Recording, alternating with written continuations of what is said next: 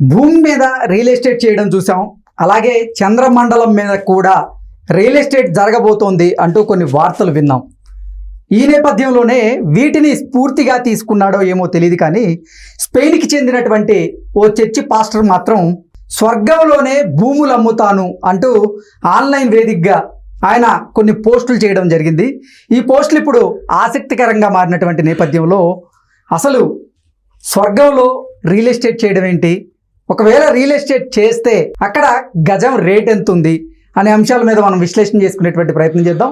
ప్రస్తుతం మనతో పాటు ఉన్నారు ప్రముఖ సినీ క్రిటిక్ దాసరి విజ్ఞాన్. ఆయనతో మాట్లాడదాం. విజ్ఞాన్ గారు నమస్తే. నమస్తే అండి. సోషల్ మీడియా వచ్చాక ప్రపంచమంతా కుగ్రామంలా మారిపోయింది అని చెప్పడం అతిశయోక్తి కాదండి. మొబైల్స్ అరచేతిలో ఉంటున్నాయి అంటే ప్రపంచ వార్తా కథనాలన్నీ మన అరచేతుల్లోకి వచ్చాయి అని అర్థం అండి. ఈ రోజున ఒక అంతర్జాతీయ సంబంధితమైనటువంటి వార్తా కథనాన్ని, మనకు సంబంధించిన ఒక వార్తా కథనాన్ని, అంటే క్రైస్తవ సమాజానికి సంబంధించిన ఒక వార్తా కథనాన్ని మీ దగ్గరికి తెస్తా ఉన్నాను. ఇది చాలా వినగానే బాగా క్యూరియాసిటీ పెరిగిపోతుందండి. థంబ్నెయిల్ చూసుంటారు, టైటిల్ చదివి ఉంటారు. ఇది చూడగానే తప్పకుండా మీరు ఈ వీడియో ఓపెన్ చేస్తారు అని నేను ఖచ్చితంగా నమ్ముతున్నాను. అయితే ఈ వార్తా కథనం అనేటువంటిది సుమారుగా ఒక వారం 10 రోజులు గడిచిపోయినట్టుగా ఉందండి. ఈ వచ్చిన వార్తా కథనం ఫాల్స్ కాదు, నిజమే. ఏంటండి ఈ వార్తా కథనం? స్వర్గంలో లేక పరలోకంలో ఫ్లాట్స్ బిజినెస్ జరుగుతోంది, రియల్ ఎస్టేట్ వ్యాపారం జరుగుతోంది. దేవుడు ప్రక్కనే మన ఆవాసాలను ఏర్పాటు చేసుకోవచ్చు, మనం ఆయనతో కలిసి జీవించవచ్చు. ఇది వార్తా కథనం. అయితే ఈ బిజినెస్ ప్రారంభించిన వాళ్ళు ఎవరండి? స్పానిష్కు సంబంధించి ఒక పాస్టర్ గారు ఆన్లైన్ వేదికగా ఈ వార్తా కథనాన్ని ప్రచురించారండి. నేను దేవుడితో మాట్లాడాను, దేవునితో నేను సంభాషించాను, దేవుడు అందుకు అనుమతించాడు, కనుక పరలోకంలో ఫ్లాట్లు బిజినెస్ చేయమని దేవుడు నాకు చెప్పాడు. కాబట్టి నేను ఆన్లైన్ వేదికగా ప్రపంచవ్యాప్తంగా మరి ప్లాట్లు అమ్మకం చేస్తున్నాను. కావలసినటువంటి వారు త్వరగా రిజిస్ట్రేషన్ చేసుకోండి. అట్లాగే ఒకవేళ మీరు ఒకేసారి చెల్లించలేకపోతే డబ్బులు ఇన్స్టాల్మెంట్గా వాయిదాల పద్ధతిలో చెల్లించుకోవచ్చు. మీరు ఏ దేశస్థులైనా పర్వాలేదు. మీరు పరలోకం చేరాలంటే పరలోకంలో మీకు ఒక నివాసం ఉండాలి కదా. మనం ఎక్కడికైనా వెళ్తున్నామంటే ఆ రాత్రికి ఏదైనా కనీసం ఒక హోటల్లోనో తెలిసిన బంధువులో ఏదో ఒక నివాస గృహం ఉండాలి కదా. యేసుక్రీస్తు వారు కూడా నేను తండ్రి యొద్దకు ఎక్కి వెళుతున్నాను, మీకు స్థలం సిద్ధపరచ వెళుతున్నాను, నా తండ్రి ఇంట అనేక నివాస స్థలాలు ఉన్నాయి అని యేసుప్రభు వారు కూడా చెప్పాడు కదా. కనుక వీటిని ఆధారం చేసుకొని మీకు నివాస స్థలం పరలోకంలో కావాలంటే బ్రతికుండగానే భూమి మీద డబ్బులు చెల్లించి వెల చెల్లించి పరలోకంలో మీరు బుక్ చేసుకోండి, సైట్ కొనుగోలు చేసుకోండి అంటూ ఆన్లైన్ వేదికగా ఒక ప్రకటన ఇవ్వటం జరిగిందండి. రిజిస్ట్రేషన్ అనేటువంటిది ప్రారంభించడం జరిగింది. ప్రారంభం చేసిన వెంటనే సుమారుగా నాకు తెలిసిన వార్తా కథనం ప్రకారంగా 700 మందికి పైగా వెంటనే అదే గంటలో అదే దినాన సుమారుగా ప్రపంచవ్యాప్తంగా 700 మందికి పైగా దాన్ని రిజిస్టర్ చేసుకొని స్థలాలు కొనుగోలు చేశారంటండి. చాలా విడ్డూరంగా వింతగా ఉంది కదా. ఇప్పుడు మార్స్ పైనో చంద్రుడి పైనో ప్లాట్లు కొంటున్నారండి, అమ్ముతున్నారండి, లేకపోతే అక్కడికి వెళ్ళటానికి ప్రయత్నాలు చేస్తున్నారండి, మనిషి అక్కడ నివాసం చేయటానికి అని ఏదో ఒక గతంలో వార్తా కథనాలు విన్నాం. ఇప్పుడైతే ఏకంగా స్వర్గంలోనే పరలోకంలోనే దేవునితో మనం నివసించడానికి ఫ్లాట్లు బిజినెస్ మొదలుపెట్టాడు ఒక పాస్టర్ గారు. ఏమండి, ఇలాంటి పాస్టర్ని మనం ఏం చేయాలండి? కామెంట్ రాయండి. ఇలాంటి పిచ్చి పాస్టర్లు, మానసికంగా సరిగా లేనటువంటి పిచ్చి పాస్టర్లు చేసే పిచ్చి చేష్టలకు ప్రపంచవ్యాప్తముగా క్రైస్తవ సమాజము తలదించుకోవలసిన పరిస్థితులు వస్తున్నాయి. ఓకే, నేను ఉన్నపళంగా ఈ వార్తను మీ దగ్గరికి తేవాలని నేను వెంటనే ఈ విషయాన్ని మీ దగ్గర తీసుకొస్తున్నానండి. ఆలోచించండి. దీనికి ఇంకా నాకు తెలుసండి, హిందూ సోదరుల చేతిలో ఈ వార్తా కథనం పడ్డట్టుగా లేదు. బహుశా ఇది కనుక పడితే ఇక వాళ్ళు ఒక ఆట ఆడుకునే ప్రయత్నం చేసేవాళ్ళు. చూసారా ఎంత మోసమో, పాస్టర్లు ఎంత బిజినెస్ చేస్తున్నారో, పాస్టర్లు ఎంత భయంకరంగా జీవిస్తున్నారో అంటూ ఇక ఒకటే దుయ్యబట్టేవాళ్ళు. ఆల్రెడీ ఒక వీడియోలో ఒకరు దొరికినటువంటి వాళ్ళు ఒకరు ఆల్రెడీ చేశారండి. ఆ వీడియోని కూడా మీకు వీలైతే మీకు ప్లే చేస్తాను, చూడండి. భూమి మీద రియల్ ఎస్టేట్ చేయడం చూసాం. అలాగే చంద్రమండలం మీద కూడా రియల్ ఎస్టేట్ జరగబోతోంది అంటూ కొన్ని వార్తలు విన్నాం. ఈ నేపథ్యంలోనే వీటిని స్ఫూర్తిగా తీసుకున్నాడో ఏమో తెలియదు కానీ స్పెయిన్కి చెందినటువంటి ఓ చర్చి పాస్టర్ మాత్రం ఏకంగా స్వర్గంలోనే భూములు అమ్ముతాను అంటూ ఆన్లైన్ వేదికగా ఆయన కొన్ని పోస్టులు చేయడం జరిగింది. ఈ పోస్టులు ఇప్పుడు ఆసక్తికరంగా మారినటువంటి నేపథ్యంలో అసలు స్వర్గంలో రియల్ ఎస్టేట్ చేయడం ఏంటి, ఒకవేళ రియల్ ఎస్టేట్ చేస్తే అక్కడ గజం రేట్ ఎంత ఉంది అనే అంశాల మీద మనం విశ్లేషణ చేసుకునేటువంటి ప్రయత్నం చేద్దాం. ప్రస్తుతం మనతో పాటు ఉన్నారు ప్రముఖ సినీ క్రిటిక్ దాసరి విజ్ఞాన్. ఆయనతో మాట్లాడదాం. విజ్ఞాన్ గారు నమస్తే. నమస్తే అండి. ఇప్పటి వరకు మనం భూమి మీద రియల్ ఎస్టేట్ చేయడం, అలాగే చంద్రమండలం మీద కూడా రియల్ ఎస్టేట్ జరగబోతుంది, స్థలాలు కొన్నారు అంటూ కొన్ని వార్తలు కూడా విన్నాం. వీటిని స్ఫూర్తిగా తీసుకున్నాడో ఏమో తెలియదు కానీ ఒక చర్చి పాస్టర్, స్పెయిన్కి చెందినటువంటి ఒక చర్చి పాస్టర్ మాత్రం ఏకంగా స్వర్గంలోనే భూములు అమ్ముతాను అంటూ ఆన్లైన్ వేదికగా ఆయన ఒక పోస్ట్ పెట్టాడు. అది ఇప్పుడు ఆసక్తికరంగా మారింది. అసలు స్వర్గంలో రియల్ ఎస్టేట్ చేయడం ఏంటి, ఒకవేళ అసలు స్వర్గంలో రియల్ ఎస్టేట్ ఉంటుందా, ఉంటే గజం ఎంత అనేది ఇప్పుడు ఆసక్తికరంగా సోషల్ మీడియాలో ఒక చర్చ నడుస్తున్నటువంటి నేపథ్యంలో అసలు ఏంటి ఆ పాస్టర్ ఎందుకు అలా పోస్టులు పెట్టాడు అంటే ఏం చెప్తారు?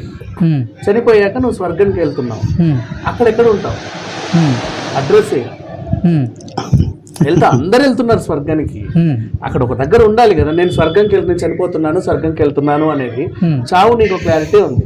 వెళ్ళిన తర్వాత స్వర్గంలో సురేంద్రపురి కాలనీలో ఉండాలా, నరేంద్రపురి కాలనీలో ఉండాలా, స్ట్రీట్ నెంబర్ 1 లో ఉండాలా, 2 లో ఉండాలా, ఫ్లాట్ నెంబర్ 6 లో ఉండాలా, 7 లో ఉండాలా, అపార్ట్మెంట్ లో ఉండాలా, ఇండిపెండెంట్ హౌస్ లో ఉండాలా, నీకంటే క్లారిటీ ఉండాలి కదా.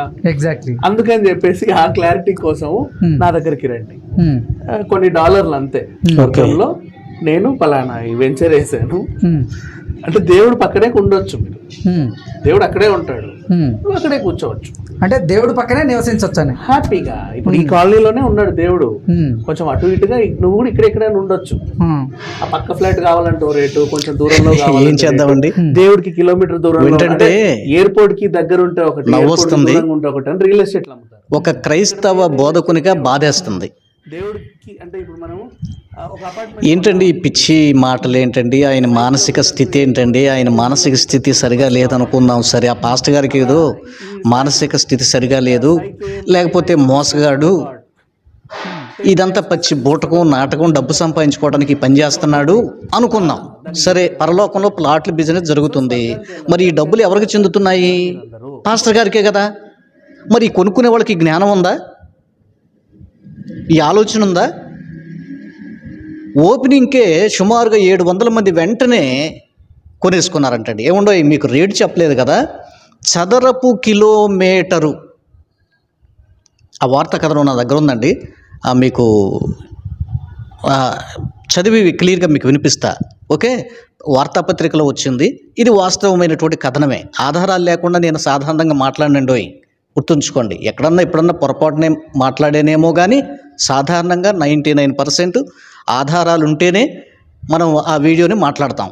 ఓకే, ఆ నమస్తే తెలంగాణ అన్నటువంటి ఆ పత్రికా కథనంలో ఏం రాశారో చూద్దాం. అంతర్జాతీయంలో ఒక పార్ట్గా ఈ కథనాన్ని వీళ్ళు ప్రచురించారండి.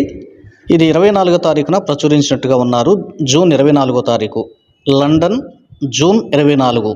అంటే లండన్ నుండి ఈ వార్తా కథనాన్ని సేకరించినట్టుగా ఉన్నారు. సో చదరపు మీటరుకు 8,000 ధర, దేవుడితో కలిసి ఆవాసానికి గ్యారంటీ, ప్లాట్లు అమ్ముతున్న స్పానిష్ చర్చ్ అంటూ సబ్ టైటిల్ పెట్టారండి. మీకు ఇప్పుడు అర్థమైంది కదా రేట్ ఎంతో. చదరపు మీటరు, ఓకే, చదరపు మీటర్ ఎంతండి? 8,000 అంట చదరపు మీటరు. అంటే సుమారుగా గజం కంటే కొంచెం ఎక్కువ ఉంటుందండి. అంటే చదరపు గజాల లెక్కలో కొలుస్తాం కదా మనం.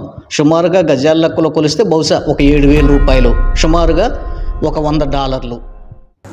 తండ్రి అయిన దేవుని ఎదుట పవిత్రమును నిష్కలంకమునైన భక్తి ఏదనగా దిక్కులేని పిల్లలను విధవరాండ్రను వారి ఇబ్బందులలో పరామర్శించుటయు ఇహలోక మాలిన్యము తన కంటకుండా తను తాను కాపాడుకునుటయునే అని బైబిల్ గ్రంథం మనకి బోధిస్తూ ఉందండి.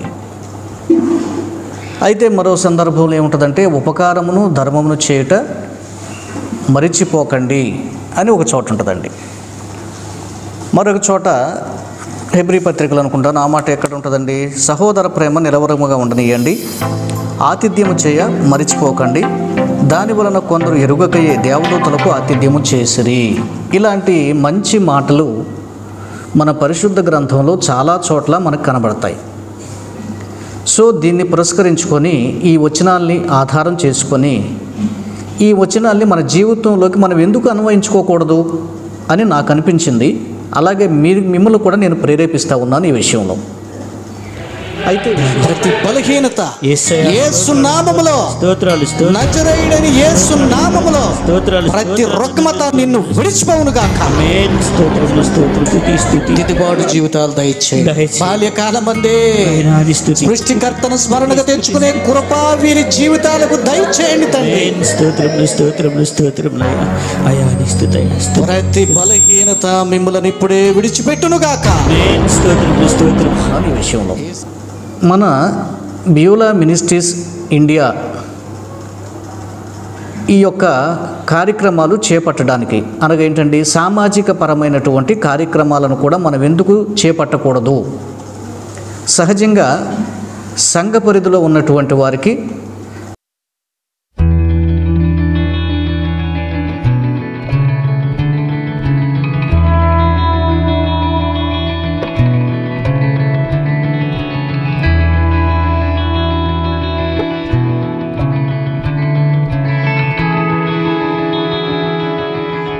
వస్త్రాలు దానం చేయటం కానీ, గిఫ్ట్గా ఇవ్వటం కానీ, లేకపోతే ఏదన్నా చిన్నగా హెల్ప్ చేసేటువంటి కార్యక్రమాలు ఆల్మోస్ట్ అన్ని చర్చీలు అలాగే చేస్తూ ఉంటాయి అడపదడప. అయితే మన బ్యూలా మినిస్ట్రీస్ ఇండియా నందు ఇక నుంచి కూడా భవిష్యత్తులో ఇంకా బలంగా ఈ పరిచర్యలో మేము ముందుకు కొనసాగాలి అని ఆశిస్తున్నాం. అయితే ప్రేరేపించబడినటువంటి వారు మాకు సహకరించండి. మాతో కలిసి మీరు కూడా ఈ కార్యక్రమాల్లో పాలుపంపులు పొందడానికి మిమ్మల్ని ప్రేమతో నేను ఆహ్వానిస్తున్నాను. గుర్తుంచుకోండి, మన క్రీస్తు విజయం ఛానల్ అనేటువంటి దాన్ని, లేదా క్రిస్టియన్ రైట్స్ అనేటువంటి మన రెండవ ఛానల్ కానీ మరి చాలా వరకు ప్రపంచవ్యాప్తంగా అనేక దేశాల్లో వీక్షిస్తూ ఉంటారు. ఇప్పుడు అమెరికా అనండి, ఇంగ్లాండ్ అనండి, లేదా ఇంకా దుబాయ్ అనండి, మలేషియా అనండి, కువైట్ కానీ, ఇలాగా రకరకాల దేశాలలో క్రైస్తవ సోదరులు, తెలుగు తెలిసిన ప్రతి ఒక్కరు కూడా ఏ దేశంలో ఉన్నా, ఈవెన్ ఇజ్రాయెల్ కంట్రీలో కూడా ఇలాగున మన యొక్క ఆ ఛానల్ని వీక్షించేవారు ప్రపంచవ్యాప్తంగా ఉన్నారు. మీ అందరికి కూడా ఇదే మా ప్రేమపూర్వకమైనటువంటి ఆహ్వానం. మన మినిస్ట్రీలోకి మీరు కూడా పాలిభాగస్తులు కావటానికి, భాగస్వాములు కావటానికి ఇది మా ప్రేమపూర్వకమైనటువంటి ఆహ్వానం. మా ప్రేమపూర్వకమైన ఆహ్వానాన్ని మీరు మన్నిస్తారని నేను విశ్వసిస్తున్నాను. అయితే ఏంటి, మనం ఏం చేయాలి? ఒకటి, మనం ఇక నుండి కూడా మరి ప్రభు చిత్తమైతే నెలలో 1-2 సార్లు, లేదా ప్రతి ఆదివారం సాయంత్రం ఫుట్పాత్ల మీద, రైల్వే స్టేషన్ల దగ్గర, బస్ స్టాండ్ల దగ్గర, మరి హోమ్లెస్ పీపుల్, లేకపోతే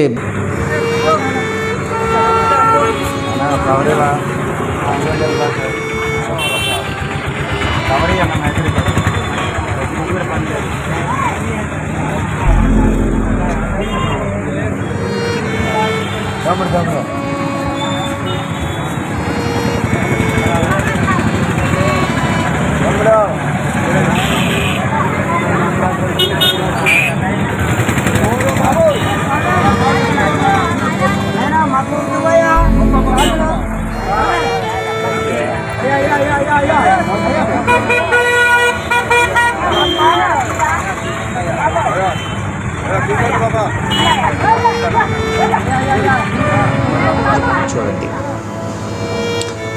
ఇలాగున నిరుపేదలైనటువంటి వారికి మనం సాయం చేద్దాం, అన్నదానం చేద్దాం. వీలైతే వీక్లీ వన్స్ లేదా కనీసం మరి మంత్లో 1-2 పర్యాయాలైన మన శక్తి కొలది ఈ ఆహార పంపిణీ అనేటువంటిది బాగా నిరుపేదలు, మరి భిక్షమెత్తుకునేటువంటి వారు, నిర్భాగ్యులు, దౌర్భాగ్య జీవితాన్ని జీవిస్తున్నటువంటి అలాంటి వారికి మనం సహాయాన్ని అందిద్దాం. సో మీ యొక్క చేయూత, మీ యొక్క తోడ్పాటు కూడా మాకు కావాలి. సో గుర్తుంచుకోండి, ఇది ఒక కార్యక్రమం. అలాగే ఆయా సందర్భాలను బట్టి మరి వృద్ధాప్యంలో ఉన్నటువంటి వారిని మనం ఆదరించి వారికి మనం ఏదైనా మరి వీలైతే మనం ఒక పోషణ, వృద్ధాప్యంలో ఉన్నటువంటి వారికి భోజనం పెట్టేటువంటి ఆలోచన కూడా ఒకటి ఉండింది.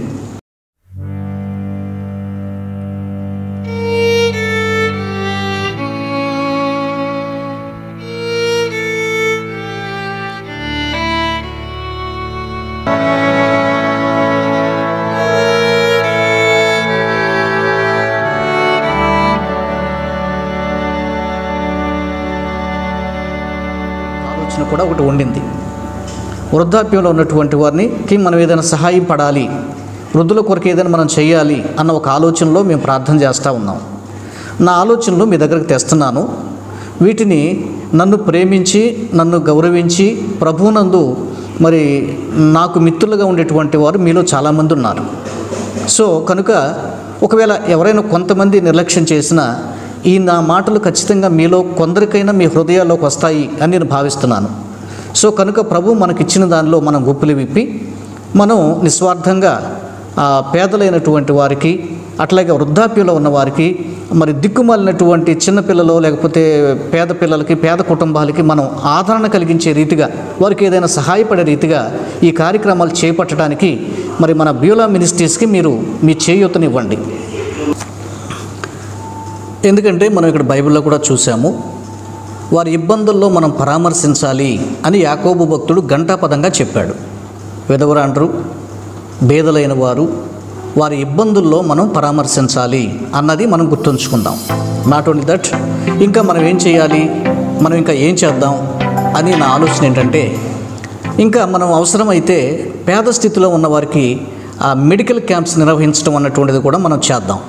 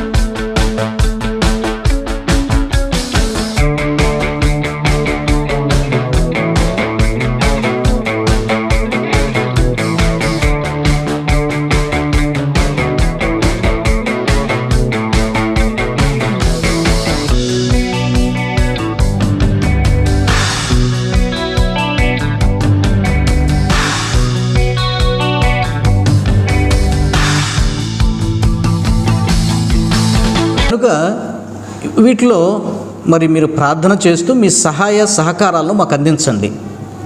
సో ఇందులో ఎలాంటి చీటింగ్ కానీ స్వార్థం కానీ ఉండదండి. లీగల్గా బ్యూలా మినిస్ట్రీస్ ఇండియా అన్నటువంటిది కొనసాగుతుంది. దీనికి సంబంధించి మీకు ఎవరు డొనేట్ చేసినా ప్రతి పైసా కూడా లెక్క వ్రాయబడుతుంది. డొనేట్ చేసినటువంటి వారు ఆయా దేశాల్లో ఆయా ప్రాంతాల నుంచి కూడా మీరు డొనేట్ చేయొచ్చు. సో అప్పుడు మేము మీకు ఆ రసీదు అనేది ఇస్తాం, లీగల్గా మీకు రిసిప్ట్ ఇవ్వడం జరుగుతుంది. ప్రతి రూపాయి కూడా ఇది మన బ్యూలా మినిస్ట్రీస్లో అకౌంటబుల్గా ఉంటుంది, ముఖ్యంగా దేవునికి అట్లాగే సమాజానికి. ఓకే అండి. సో కనుక ఇది ఈ యొక్క బుక్ అనేటువంటిది రసీదు బుక్ అండి. మీరు ఎవరైనా డొనేట్ చేస్తే దీనిలో లిఖించబడి మీకు రసీదు కూడా పంపిస్తాం. అంటే ఇందులో ఎక్కడ ఫ్రాడ్ జరిగేది ఉండదు, ఎవరు తినేది ఉండదు, ప్రతి రూపాయి కూడా అకౌంటబుల్గా ఉంటుంది. అలాగే డెబిట్ వోచర్ ఉంటుందండి. ఈ డెబిట్ వోచర్ ఏంటంటే ఇది డెబిట్ వోచర్. సో ఈ డెబిట్ వోచర్ ఏంటంటే మినిస్ట్రీ నుండి మనం దేనికి ఎంత ఖర్చు పెడుతున్నాం అనేది గవర్నమెంట్ వారికి మనం లెక్క చెప్పడానికి వ్రాసేటువంటి డెబిట్ వోచర్ ఇది. ఓకే, ఇది డెబిట్ వోచర్. ఇకపోతే మరి మన యొక్క బ్యూలా మినిస్ట్రీస్ నుంచి మనం ఎవరికైనా ఒక లేఖ రాయాల్సి వస్తే అఫీషియల్స్కి, ఒక డిపార్ట్మెంట్కి లేదా రెవెన్యూ శాఖ వాళ్ళకి, ఇది లెటర్ ప్యాడ్ అండి. సో మనం ఈ రీతిగా వాళ్ళకి లెటర్స్ రాయటం కూడా జరుగుతుంది. సో టోటల్గా ఇక్కడ మనం ఏం చూస్తున్నామంటే ఇది ఆషామాషాగా కాకుండా హైకోర్టు లాయర్ గారి ఆధ్వర్యంలో, మరి వారి సలహా మేర వారి ఆధ్వర్యంలో ఇవన్నీ కూడా ఏర్పాటు చేయడం జరిగింది క్రొత్తగా. గతంలోనైతే ఇవి మనం మెయింటైన్ చేయలేదండి. సో అయితే ఇక నుండి ఏంటంటే దీన్ని మనం డెవలప్ చేసి ఒక చక్కగా కట్టుదిట్టంగా ఏర్పాట్లు చేస్తూ కార్యక్రమాలు చేయాలని మేము భావిస్తున్నాం.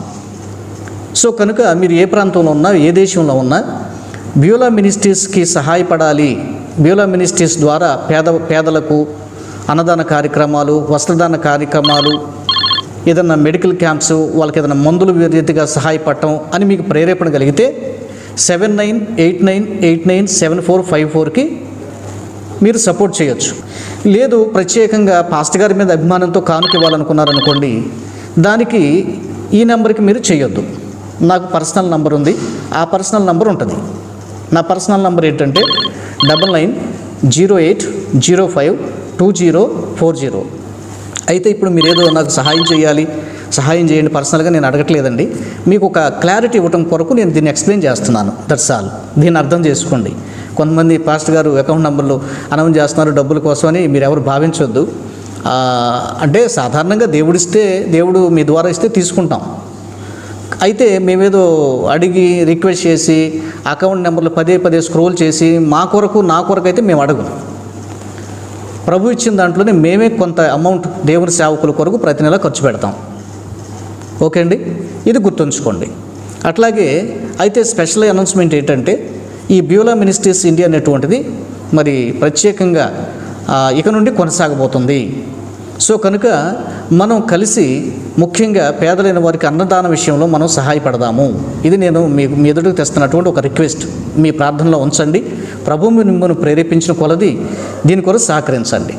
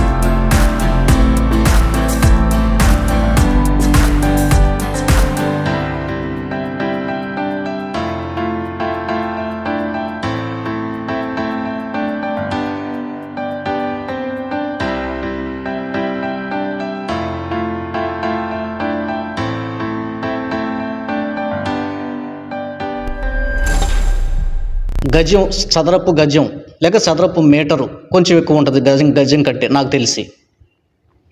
సుమారుగా ఎంత పెట్టారండి? $100 పెట్టారు. ఏమోనండోయ్, నాకు తెలిసి ఇది చాలా తక్కువ రేటే పెట్టారు. అసలే పరలోకం అంతా బంగారమయంగా ఉంటుందంట, వీధులన్నీ కూడా బంగారం అంట. పాస్టర్ గారి సంగతి ఏమైనా మర్చిపోయాడేమో. చాలా చీపేనండి. చూసారా, మనకి ఇక్కడే చదరపు అడుగు మనం తెనాలి ప్రాంతంలో చూస్తేనే అబ్బో 20,000, 30,000, 40,000 అలా ఉంటుంది. పరలోకంలో చాలా చీప్. అయితే అంటే వీళ్ళ బిజినెస్ ట్రిక్ ఏంటంటే చీపుగా పెడితేనే ఎక్కువ మంది కొంటారు కదా. ఏమండి, అసలు కొనేవాళ్ళకి ఎట్ట జ్ఞానం లేదండి. అయ్యయ్యో, ఈ కొంటున్న వాళ్ళు అంతా నాకు తెలిసి క్రైస్తవులే. సరే, మరి కొంటున్న వాళ్ళంతా స్వర్గం వెళ్తారా? స్వర్గాన్ని నిశ్చయించేది ఎవరు? నువ్వు పాపం చేస్తూ, త్రాగుతూ, దొంగిలిస్తూ, మోసం చేస్తూ, వ్యభిచారం చేస్తూ, నీ ఇష్టానుసారంగా బ్రతుకుతూ ఈ స్థలం కొనుక్కున్నావు, స్వర్గం వెళదామని వెళ్తావా? ఏమండి, మనకి ఎన్నో ప్రశ్నలు వస్తాయి కదా ఒక విషయాన్ని గురించి చర్చించేటప్పుడు. స్వర్గం వెళ్ళటానికి ఏమన్నా ఇంకా నయ్యం, మీరు నరకానికి కాకుండా స్వర్గానికి వెళ్ళాలి అనుకుంటే నా దగ్గర టికెట్ కొనుక్కోండి అని దానికి కూడా ధర పెడతాడేమో మీదటికి, ఈ ప్లాట్ల బిజినెస్ అయినాక ఇంకా దాన్ని రీచ్ చేయడానికి. ఏమండి, ఎంత విచారం అండి. అంత్య దినాల్లో జీవిస్తున్నామండి. ఏమండి, ఇలాంటి కథనాలు విన్నప్పుడు చాలా ఆశ్చర్యంగా ఉంటుంది. ఇంత మోసమా? అయితే క్రైస్తవ్యానికి సంబంధం లేదండోయ్. మళ్ళీ ఈ వీడియోని పట్టుకొని కొంతమంది చూసారా, క్రైస్తవులు ఎంత మోసం చేస్తున్నారో, పాస్టర్లు ఎంత బిజినెస్ చేస్తున్నారో. No no no no no pastors అందరికి ఆపాదించకండి. ఇప్పుడు స్వామీజీలు ఉంటారు, బాబాలు ఉంటారు, వాళ్ళలో కొంతమంది దుర్మార్గులు ఉన్నారు, దుస్తులు ఉన్నారు, అమ్మాయిల్ని మానభంగాలు చేసిన వారు ఉన్నారు, జైళ్ళు అనుభవిస్తున్న వారు ఉన్నారు. అందుకని అందరిని అందామా? నో నో నో నో అట్లాగే పాస్టర్స్ విషయంలో కూడా ఎవరైనా ఎక్కడైనా తప్పు చేస్తే మేము ఖండిస్తాం. అయితే అందరికీ ఆపాదించకూడదు. క్రైస్తవ్యం అంతటికి దాన్ని చూడకూడదు, రుద్దకూడదు. ఈ ఇంగిత జ్ఞానం మతోన్మాదులైన వారికి ఉండాలి. అర్థమైంది కదండి? రైట్. సరే, ఆ పేపర్లో వార్తా కథనం కూడా మీకు చదివితే బాగుంటుంది అనుకుంటున్నానండి. వినండి.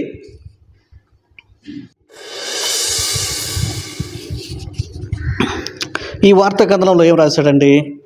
జూన్ 24వ తారీఖున, ఓకే రైట్, మార్స్ పైన, చంద్రుడి పైన రియల్ ఎస్టేట్ అంటే తెలుసు మనకి. కానీ స్వర్గంలోనూ రియల్ ఎస్టేట్ నడుస్తుందన్న విషయం మీకు తెలుసా? తెలియకపోతే వెంటనే తెలుసుకోండి. వీలైతే వెంటనే ఓ ప్లాట్ కొనేయండి. ఆలస్యం చేస్తే మాత్రం ఆశాభంగం.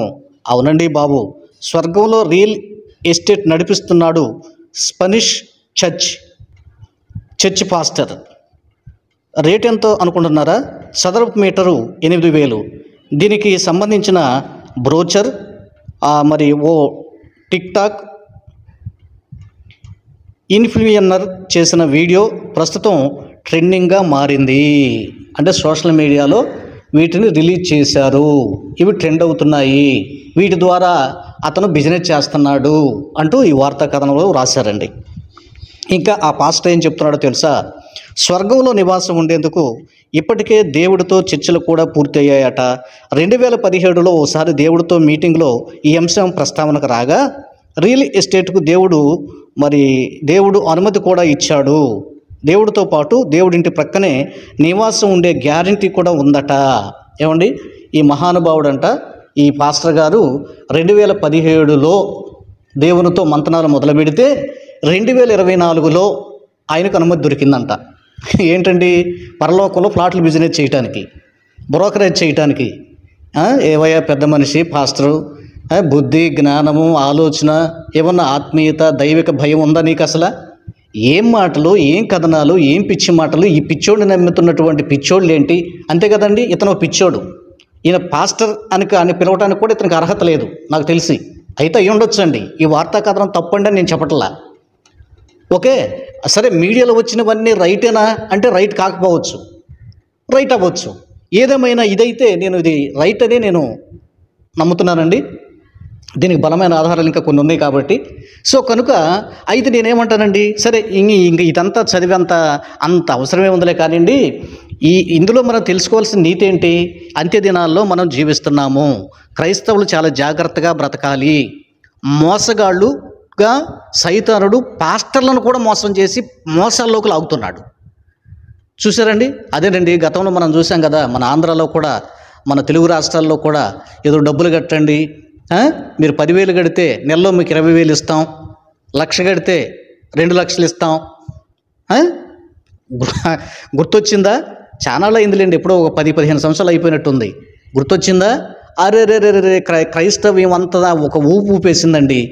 ఈ జనాలంతా కూడా ఎగబడి ఇక క్రైస్తవుడు ఏంటి, అన్యుడేంటి, అందరూ కట్టడం కట్టలు లక్షలు, వందలకు వేలు ఏమండి, చివరాఖరి కోట్ల దాకా బిజినెస్ వెళ్ళిపోయింది.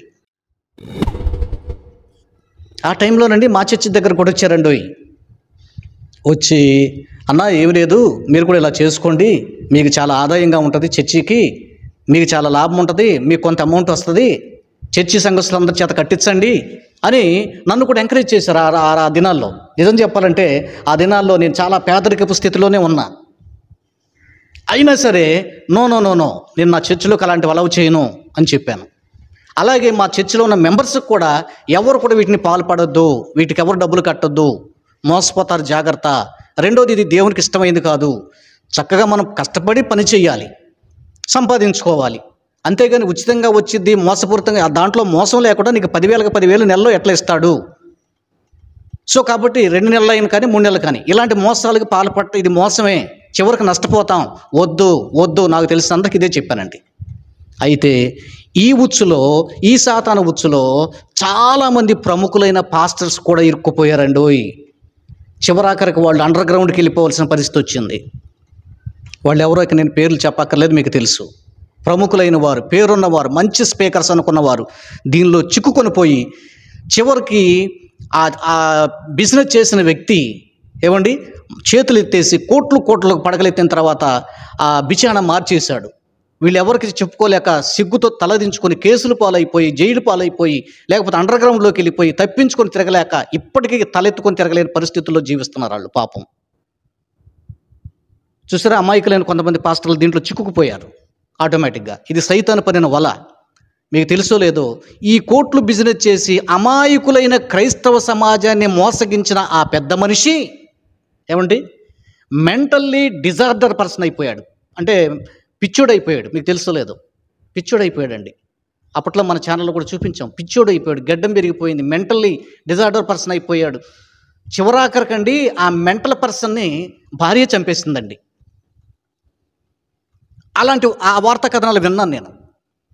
మళ్ళీ ఇదేదో నా మీదకి నెట్టేయబాకండి, వాళ్ళ భార్య చంపిందని మీరు ఎట్లా చెప్తారని. అంటే అట్లాంటి వార్తా కథనాలు ఆ రోజుల్లో మేము విన్న విషయాలే చెప్తున్నాం, మనం చూడలేదండి. అయితే ఆయనకి పిచ్చెక్కడం, పిచ్చోళ్ళగా బిహేవ్ చేయటం అవన్నీ కూడా ఛానల్లో మీడియాలో వచ్చినాయి. చూసారా, దేవుని ప్రజలను మోసం చేస్తే జాగ్రత్త, మోసగాడా, దోచుకునేవాడా, తర్వాత దోచబడతావు, మోసం చేసేవాడా, తర్వాత నువ్వు మోసగించబడతావు, జాగ్రత్త, దేవుడు నిన్ను శిక్షిస్తాడు. ఆ పాస్టర్ గారికి కూడా నేను ఇదే చెప్తున్నాను ఏమండి. కనుక ఇట్లాంటి వార్తా కథనాలకి క్రైస్తవ సోదరులు ఎవరు కూడా అట్రాక్ట్ అవ్వద్దు, ఆకర్షించబడద్దు. ఇట్లాంటి వాటిని ఖండించండి. సేవకులు ఎవరు కూడా ఇన్వాల్వ్ కాకండి. ఇలాంటి వార్తా కథనాలు వచ్చినప్పుడు విశ్వాసుల్ని వాళ్ళు ఏం చేయాలండి, చక్కగా వాళ్ళకు ఒక మోటివ్ కలిగించండి, వాళ్ళ చక్క చైతన్యవంతులు చేయండి విశ్వాసుల్ని. ఇట్లాంటి వాటిని ఎంకరేజ్ చేయబాకండి. అర్థమైందా? కనుక వీటిని నేను పూర్తిగా ఖండిస్తున్నానండి. అయితే ఈ వార్తా కథనాలను పట్టుకొని క్రైస్తవులను ఎవరు చులకనగా మాట్లాడద్దు. ఈ వార్తా కథనాలను పట్టుకొని పాస్టర్ గారిని ఎవరు చులకనగా మాట్లాడద్దు. దీన్ని అందరి మీద రుద్దొద్దు. ఇది కూడా అందుట్లో భారతదేశంలో జరిగిన సంఘటన కాదండి, పొరుగు దేశంలో జరిగిన సంఘటన. అదే చెప్పాను కదా, అది స్పెయిన్ అనుకుంటాను. చూసారా, కనుక ఆ దేశంలో జరిగిన సంఘటనే ఆన్లైన్లో ఉంది, సోషల్ మీడియాలో ఉంది. కనుక వీటిని మీ దగ్గరికి తెస్తున్నాను. ఇట్లాంటి మాటలు ఎప్పుడూ నమ్మకండి, ఇది మోసపూరితమైనవి. యేసుప్రభు వారు చెప్పారు, నా పేరు పెట్టుకుని వస్తారు, మోసపోబాకండి. అనేకులు పలువును మోసగించడానికి సైతానుడు రకరకాల వేషాలు వేస్తాడు. మీరు జాగ్రత్త, మెలకుగా ఉండండి, ప్రార్థన చేసుకోండి, ప్రేమ కలిగి ఉండండి. ఎంత తీయని మధురమైన మాటలు చెప్పాడు యేసయ్య. ఎందుకంటే ఆయనే సృష్టికర్త. That's all. యేసుక్రీస్తే నిత్య జీవం. యేసుక్రీస్తుని నమ్ముకుంటేనే స్వర్గం వెళతాడు ఒక వ్యక్తి. That means Kingdom of God, దేవుని రాజ్యం లేక పరలోక రాజ్యం. యేసు ప్రభువే నిజమైన దేవుడు. ఎస్, నేను సేవించే దేవుడే, నా యేసయ్య, నిజమైన లోకరక్షకుడు. నువ్వు నమ్ము, నమ్మకపో.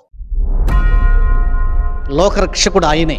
లోకం కోసం ప్రాణం పెట్టి రక్తం చిందించింది ఆయనే. తిరిగి మరణాన్ని జయించి తిరిగి లేచింది ఆయనే. పరలోక రాజ్యంలో ఇప్పటికీ నీ కొరకు నా కొరకు విజ్ఞాపన చేస్తున్నటువంటిది ఆయనే. పరిశుద్ధాత్మగా, కుమారునిగా, తండ్రిగా మనం సేవిస్తున్న దేవుడు ఉన్నాడు. ఆయనలో మనం బలంగా ముందుకు సాగుదాం. ఇలాంటి పిచ్చి మాటలను మనం ఖండిద్దాం. ఓకే అండి? సరే, దీని మీద ఖచ్చితంగా మీ అభిప్రాయాన్ని వ్రాయండి, ఖచ్చితంగా స్పందించండి. మీరు ఇంకా మన ఛానల్ సబ్స్క్రైబ్ చేసుకోకపోతే వెంటనే మన ఛానల్ని సబ్స్క్రైబ్ చేయండి. Okay, thank you. God bless you. మీ అందరికీ వందనాలు. Yeah.